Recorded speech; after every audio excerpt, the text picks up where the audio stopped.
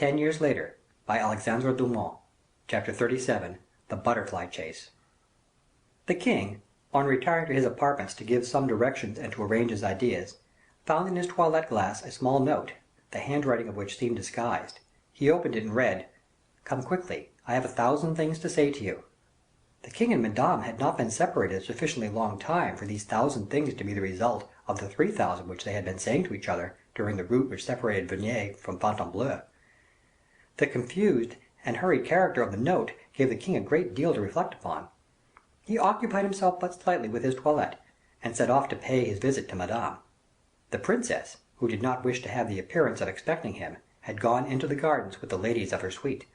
When the king was informed that Madame had left her apartments, and had gone for a walk in the gardens, he collected all the gentlemen he could find, and invited them to follow him.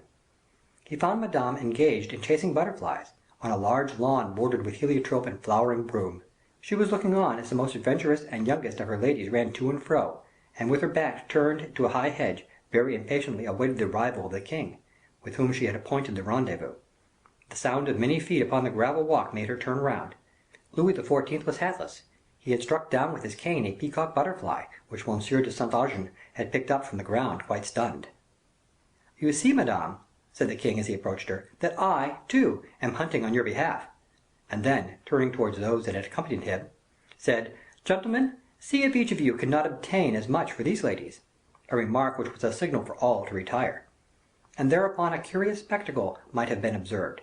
Old and corpulent courtiers were seen running after butterflies, losing their hats as they ran, and with their raised canes cutting down the myrtles and the furze, as they would have done the Spaniards.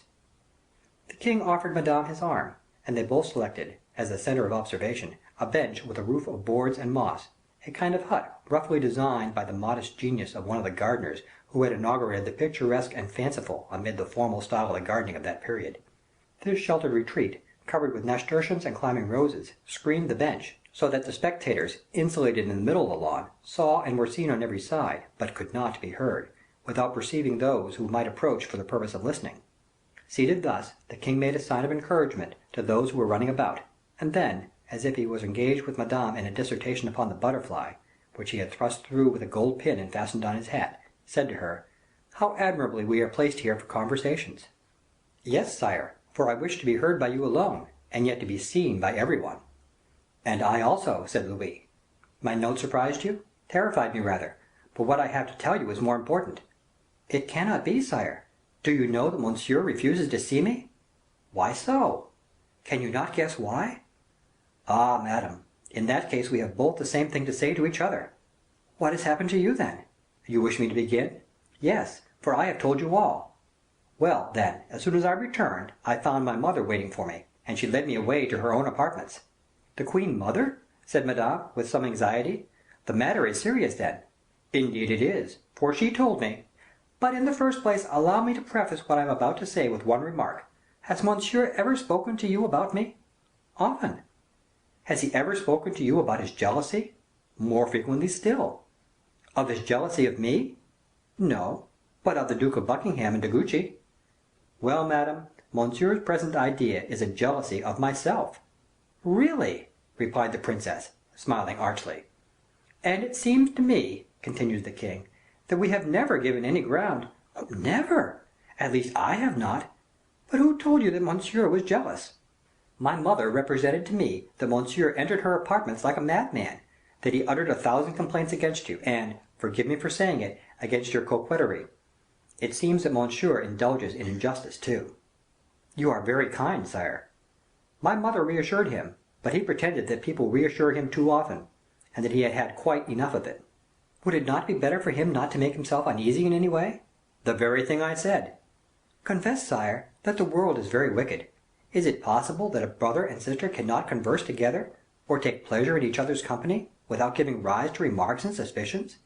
For indeed, sire, we are doing no harm, and have no intention of doing any." And she looked at the king with that proud yet provoking glance that kindles desire in the coldest and wisest of men. "No," sighed the king, "that is true." "You know very well, sire, that if it were to continue, I should be obliged to make a disturbance. Do you decide upon our conduct, and say whether it has, or has not, been perfectly correct." "Oh, certainly, perfectly correct." "Quite often together, for we delight in the same things, we might possibly be led away into error. But have we been? I regard you as a brother, and nothing more." The king frowned. She continued: "Your hand, which often meets my own, does not excite in me that agitation and emotion which is the case with those who love each other, for instance." "Enough," said the king, "enough, I entreat you. You have no pity. You are killing me. What is the matter?" "In fact, then, you distinctly say you experience nothing when near me?" "Oh, sire, I didn't say that. My affection—" "Enough, Henrietta, I again entreat you. If you believe me to be marble, as you are, undeceive yourself." "I do not understand you, sire." "Very well," said the king, casting down his eyes. "And so our meetings, the pressure of each other's hands, the looks we have exchanged. Yes, yes, you are right, and I understand your meaning." And he buried his face in his hands. "Take care, sire," said Madame hurriedly. "Monsieur Saint Aignan is looking at you." "Of course," said Louis angrily. "Never even the shadow of liberty, never any sincerity in my intercourse with any one. I imagine I have found a friend, who is nothing but a spy; a dearer friend, who is only a sister." Madame was silent, and cast down her eyes. "My husband is jealous," she murmured, in a tone of which nothing could equal its sweetness and charm. "You are right," exclaimed the king, suddenly. "You see," she said, looking at him in a manner that set his heart on fire, "you are free, you are not suspected, the peace of your house is not disturbed." "Alas!" said the king, "as yet you know nothing, for the queen is jealous." "Maria Theresa?" "Stark mad with jealousy. Monsieur's jealousy rises from hers. She was weeping and complaining to my mother, and was reproaching us for those bathing parties, which have made me so happy." "And me too," answered Madame by a look. "When suddenly," continued the king, "Monsieur, who was listening, heard the word manos, which the queen pronounced with some degree of bitterness, that awakened his attention. He entered the room, looking quite wild, broke into the conversation, and began to quarrel with my mother so bitterly that she was obliged to leave him.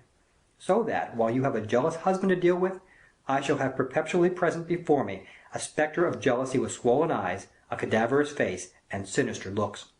"Poor king!" murmured Madame, as she lightly touched the king's hand.